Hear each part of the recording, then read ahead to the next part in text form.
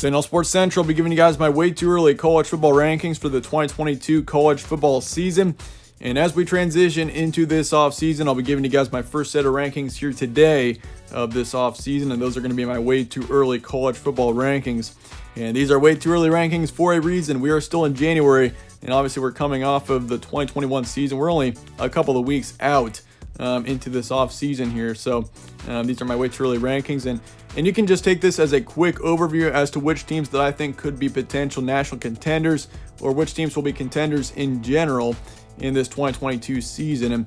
And just a heads up as well, I'll be previewing each of the Power 5 teams with schedule previews starting up here within a week or so. We'll be starting off with Alabama and Georgia and the main contenders of the 2021 season, and working our way down. And I'll likely be previewing each of the Power 5 teams and maybe a few Group of 5 teams as well. And we'll be looking at the schedules, and we'll be looking at the rosters and everything, and the depth charts and all of that, and recruiting as well. So yeah, stay tuned for those as we look into the future. But for now, these are way too early rankings, kind of looking at which teams could be potential contenders moving forward. So let's go ahead and get into it without further ado. 1 through 5, Alabama easily number 1, and this was definitely the easiest part of the rankings, was putting Alabama at number 1. If you look at the Crimson Tide heading into 2021, this was actually a team that had plenty of inexperience. Bryce Young, first time starting a full season as quarterback, and he couldn't have played better. I mean, the way that he played over the course of the 2021 season, it was his first season as a full-time starter in college football, which was incredibly impressive seeing what he did. So he's coming back. He got a ton of players on that offense coming back. Defensively, they're looking great. So Alabama, there's a very good chance that Alabama is going to be our national champion in 2022. I'm just going to say that right now. Just looking at this team, and we know it's the dynasty of college football with Nick Saban. Until Nick Saban retires, Alabama's going to be a national contender every single season. And I wouldn't be surprised one bit to see the Crimson Tide win a college football playoff title. They almost did in 2021, and if you consider the Crimson Tide and their inexperience that they had in the 2021 season, Alabama, they're looking great going into 2022. So definitely keep that in mind. Georgia is my number 2, and Ohio State and Georgia could easily go 2 and 3. Ohio State I really like as well. We'll get into them in a second. But Georgia, looking at the Bulldogs, of course, you got Stetson Bennett, who's coming back, which is going to be big. He's a quarterback that still definitely shows plenty of potential. But then again, if you look at Georgia, they are losing several key players, such as James Cook. He won't be around.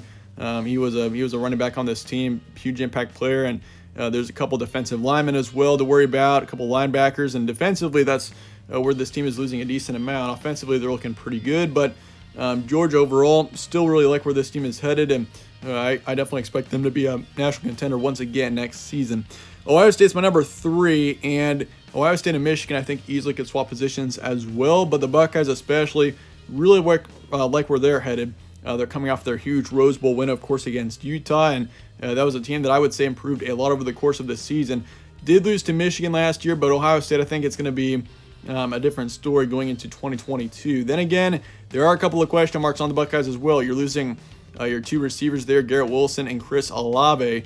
However, you do have Smith and Najigba coming back, and he's going to be a major impact player. I would say it's pretty safe to say he's going to be the best receiver in the nation if he can stay healthy next season. He was already one of the best receivers in the nation in the previous 2021 season. So Ohio State definitely a team to watch out for as well, but Michigan Wolverines are definitely a team to watch out for as well. I've got them at number 4, but the Wolverines are returning a ton. You got McCarthy. He is definitely a player that I think, he should be starting next season. And McNamara, he's also a good quarterback, but I really like J.J. McCarthy, and I definitely think he shows potential as a starting quarterback. In Michigan, they do lose a couple of really major impact players. Aiden Hutchinson, one of the top players in the upcoming draft, he's going to be gone.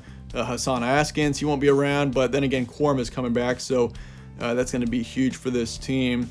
But for Michigan, I like where they're going. Michigan, of course, after a breakout season, typically you'll see the team lose a lot of players, but that's not really, for Michigan's still returning a lot of players. So Wolverines, I like where they're headed as well. And Ohio State, Michigan, definitely both contenders next season. And Oklahoma State is my number 5.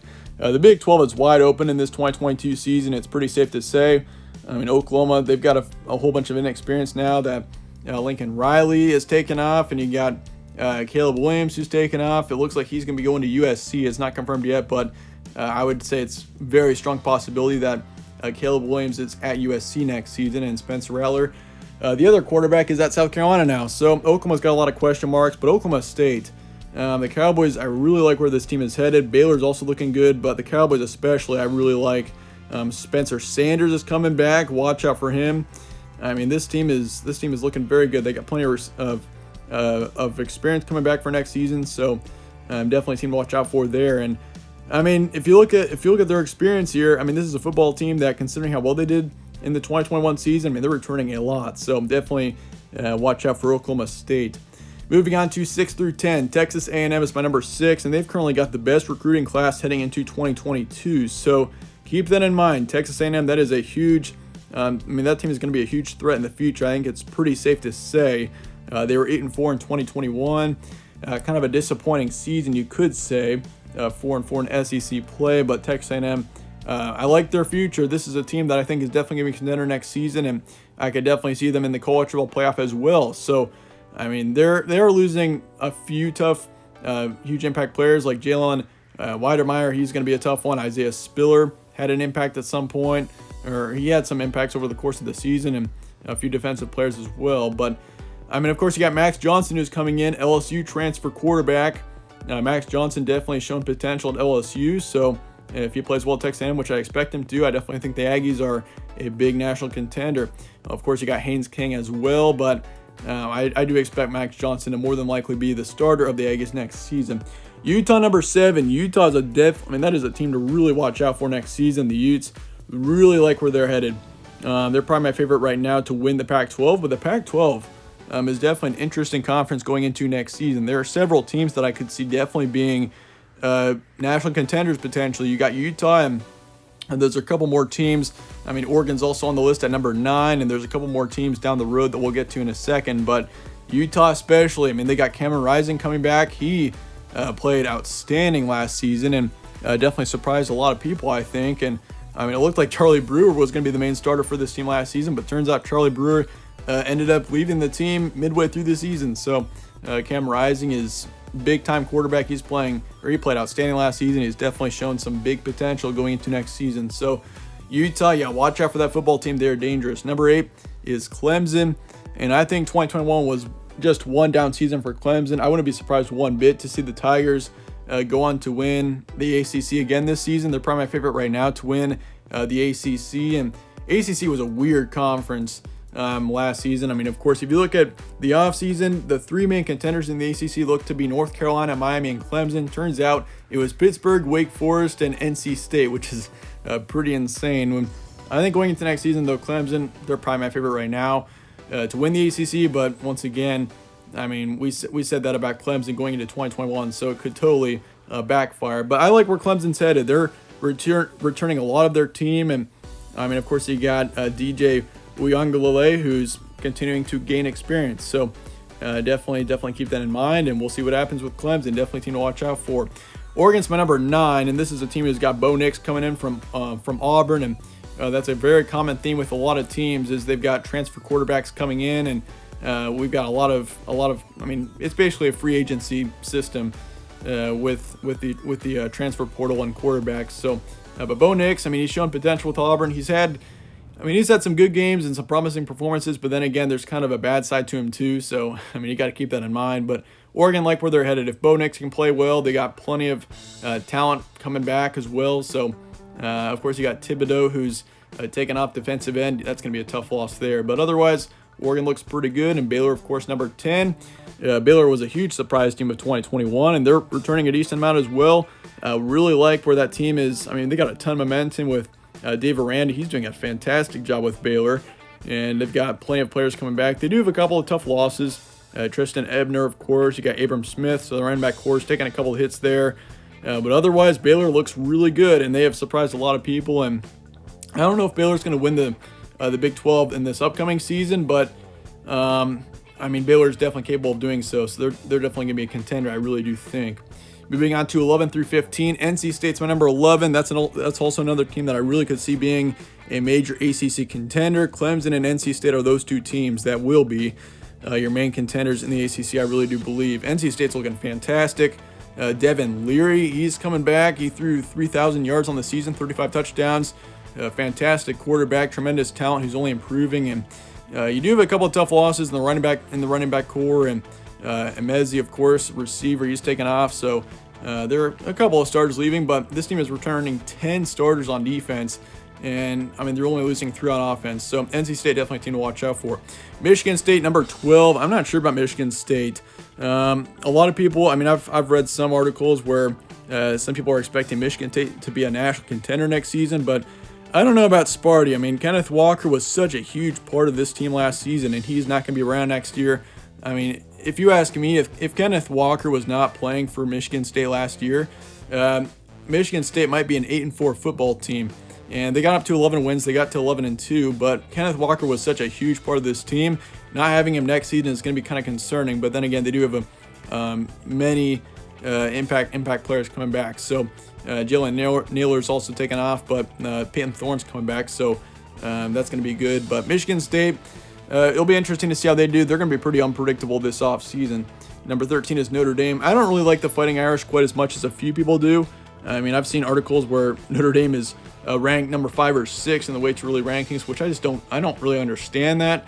I mean, if they can land a couple of big-time transfers, that'd be huge. But, I mean, Kyron Williams, he's gone. You got Jack Cohn who's taken off. I mean, there's a lot of tough losses on this team. They're returning just about half of the offense and the defense as well. So, I mean, there's some definitely key impact players that'll be coming back. But Notre Dame is definitely a team that's kind of questionable going into next season. But I still expect them to be a contender, but I'm not quite sure if they'll be a college football playoff team.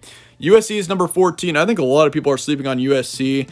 I mean, Lincoln Riley going over there was kind of a dirty move. Leaving Oklahoma just as he did was pretty unbelievable. But Lincoln Riley's a fantastic coach, and I think USC's future is very bright. Caleb Williams, it looks like he's going to be going over there. It's not confirmed yet, but I mean, the crystal ball is strongly towards USC for Caleb Williams. So if he goes around and he goes and becomes a Trojan, that's going to be huge for USC. And of course, you got Travis Dye from Oregon. He actually just announced his commitment to USC just a couple of days ago. So USC, that's a football team that could be definitely very dangerous. But then again, that could definitely backfire on me too. I mean, ranking them in the top 15, considering that team does have a bit of inexperience. But I mean, USC, Lincoln Riley, and Caleb Williams, if he comes over, I mean, yeah, USC, they could be a big Pac-12 contender if that is the case. But there are still several other pieces that need to fit for USC for that to be the case. But I like where USC is headed, and the potential and the ceiling is very high for them. Arkansas is my number 15. I like the Razorbacks as well, but they're losing a decent amount of talent. In Arkansas, of course, I mean, it's a brutal SEC conference, and I mean, you can see a lot of teams come and go in the SEC because of that. And I mean, Arkansas and Kentucky are kind of in the same situation where there are a few definitely, like, for example, Treylon Burks is taken off for Arkansas, and for Kentucky, Wan'Dale Robinson is taking off. Both players were outstanding receivers, and I mean, if you look at Arkansas especially, they're losing a lot on defense. They're only returning 3 defensive starters, and that's going to be really concerning to me. Offensively, they're returning 6, so that's going to be good. But Arkansas does concern me a little bit, but I'm going to keep them at number 15 just because I like the energy in the program. Sam Pittman has done excellent with that program, to say the least. 16 through 20, Wake Forest is my number 16. And that's a team that, I mean, they were outstanding last season, 11-3, one of the biggest surprise teams of the year for sure. I mean, a huge ACC contender as well. And I like Wake Forest. They're definitely headed in the right direction. Sam Hartman, he's coming back, which is going to be huge. It seems like Sam Hartman's been there forever, but he's coming back, and he's continued to get better over the course of his career. And Dave Clawson, I mean, he's just done outstanding work at Wake Forest, to say the least. And they're returning a lot of offensive players, 8 offenses coming back. And then, of course, you got defensively 7 players coming back as well there. So Wake Forest looks pretty good. I do expect them to be a contender in the ACC once again. Not quite sure if they'll beat out, say, Clemson or NC State. Once again, NC State definitely a team to watch out for, but Wake Forest definitely will still be in the background there as well. Iowa's my number 17, and by the way, the Hawkeyes, if their offense was better, I mean, that's a football team that probably could definitely have been a college football playoff team. I mean, their defense was a caliber. I mean, their defense had the possibility of being in the college football playoff for sure, but offensively they couldn't do nothing. I mean, if you look at Spencer Petras and Alex Padilla, they're 2 quarterbacks that played over the course of the season. They just did not play very well, and their accuracy was terrible to say the least. I think it was 55% combined between those two quarterbacks last season. So Iowa's a team that definitely shows potential. They got plenty of their defense coming back, and their offense is also looking pretty good experience-wise going into next season. But they do lose Tyler Goodson, so keep that in mind. But otherwise, I mean, Iowa's looking pretty good. I like where the Hawkeyes are headed, and if their offense can play better, that's definitely a team that could be dangerous. Once again, in 2021, if that team had a better offense, Iowa would definitely been more of a national contender. But Kentucky, number 18, kind of similar to Arkansas. They got a few tough losses. Wandale Robinson's not coming back, and I mean, Kentucky's a team that I think definitely shows potential, but I don't know if they'll be quite as good in 2021 as they were in 2022 as they were in 2021. But still, they show potential, and of course you got Will Levis, who's also coming back. So Kentucky's definitely a team to keep an eye on. BYU's number 19, and the Cougars, wow, they were a big surprise team as well last season, and I do expect them to be one of the best teams outside of the Power 5 next year. You got basically the entire defense coming back. Offensively, they look really good, so BYU, they've got plenty of potential as well. Oklahoma's number 20, and Oklahoma's potentially one of the hardest teams to predict in this offseason. You got a team who's got plenty of losses and lots of players who have left the program. So, I mean, Oklahoma, they've been a huge Big 12 contender for so many years, and I just don't know about this upcoming season. It kind of, I mean, if Caleb Williams comes back to Oklahoma, that would be huge, and that's the best-case scenario for the Sooners. But, of course, you got Dylan Gabriel, who's coming in from UCF, which I like Dylan Gabriel. I definitely think he shows potential as a quarterback, and I think this team is in good hands with him. But, I mean, you do lose a ton of starters defensively, and you also lose Kennedy Brooks, who is an outstanding running back. And, I mean, if you also look at Hazelwood, he's taken off, and Caleb Williams, and I mean, you also got Spencer Rattler, who's for sure gone. So Oklahoma's there's a lot of question marks, but this team, I mean, they still definitely show potential going into next season. 21 through 25, Houston comes in at 21. Really like where the Cougars are headed. They got plenty of starters coming back, and you can consider them a surprise team last year. I mean, this is a team that was 12-2. Which is outstanding. They were undefeated in conference play, so Houston, really like where they're headed. That's definitely a team to watch out for, and I wouldn't be surprised one bit. I mean, they got Clayton Tune coming back, McCaskill's coming back, Dell's coming back, so yeah, Houston, definitely a team that could potentially snag a New Year's Six bid next season. Ole Miss is my number 22. Rebels, of course, you lose Matt Corral, which is going to be a tough loss there, but Ole Miss, still plenty of potential on that team. They got overall, I mean, I just really like Lane Kiffin too. He's done an outstanding job with the Rebels, and yeah, they were 10-3 last year. So, I mean, Ole Miss is definitely a questionable team. I mean, Kentucky and Arkansas, they do lose several players. I mean, both those teams do, but Ole Miss especially loses a lot of talent. So, I don't expect the Rebels to be quite as good next season, and honestly, I could have easily kept him outside of the top 25, but Lane Kiffin, really like what he's doing with Ole Miss and the energy around it. I like where the Rebels are headed, but they are losing a lot of talent going into next season, so keep that in mind. Wisconsin's number 23. I expect Wisconsin to be a Big Ten contender for sure. Kind of an underwhelming end to last season, but yeah, Wisconsin definitely, I think, is very capable of being in the Big Ten championship once again next year. Graham Mertz, he's a good quarterback, but definitely needs to play better. South Carolina, number 24, definitely a team that I think could be a dark horse next season.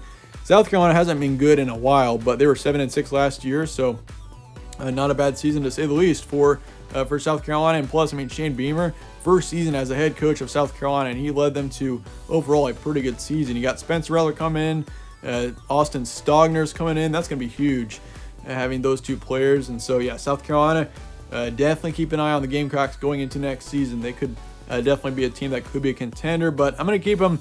I'm going to be kind of conservative on them right now, putting them at 24, but Cincinnati rounds it out at 25, and Cincinnati easily could be left out of the top 25. I do think for Cincinnati, they will kind of have a rebuilding season, but I do expect Cincinnati to still be a contender in the American Athletic, but this team is losing a lot of talent. They've only got 2 starters coming back on the defense. Offensively, they're returning 7, but they are losing Desmond Ridder, who was an outstanding player last season. Jerome Ford's not going to be around, Alec Pierce.